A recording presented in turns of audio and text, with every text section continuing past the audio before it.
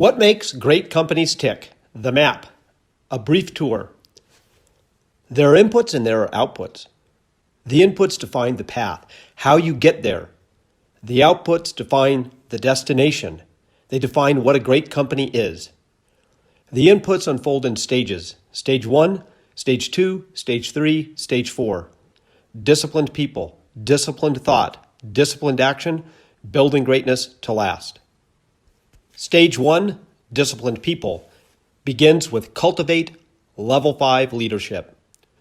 Cultivate getting the type of leaders and becoming the type of leader who leads in a spirit of a service to a cause and does so with personal humility and indomitable will. And then practice first who, then what. Get the right people on the bus and then figure out where to drive it. With the right people in place, that sets you up for stage 2, disciplined thought.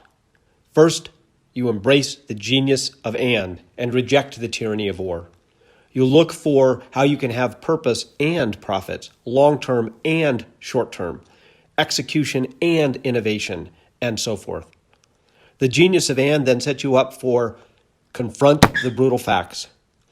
To do so within the context of the Stockdale paradox, confront the brutal facts and retain unwavering faith that you can and you will prevail in the end. And finally, in disciplined thought, clarify a hedgehog concept.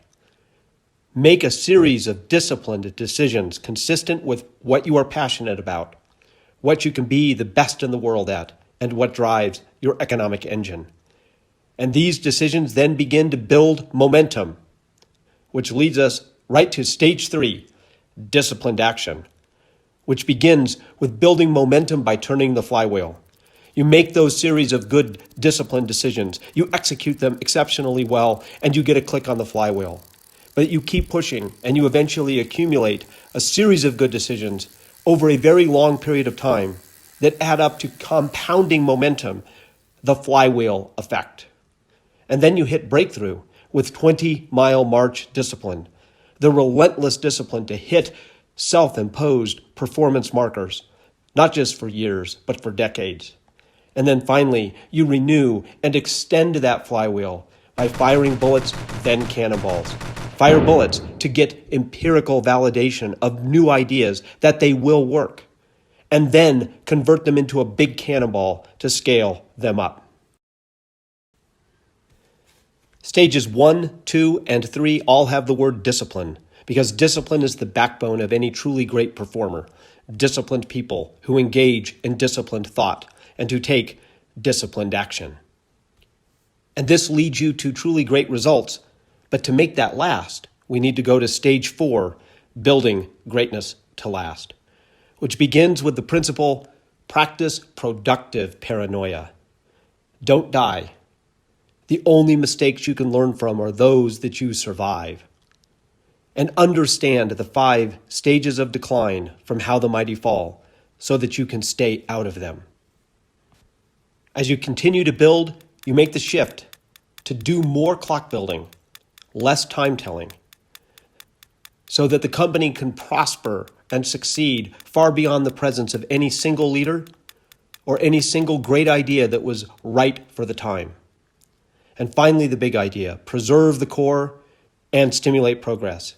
Hold true to your core values and change your practices. Hold true to your purpose and change your strategies. And along the way, set BHAGs, big, hairy, audacious goals to stimulate progress. Finally, at the end of the input principles, we have a 10x multiplier.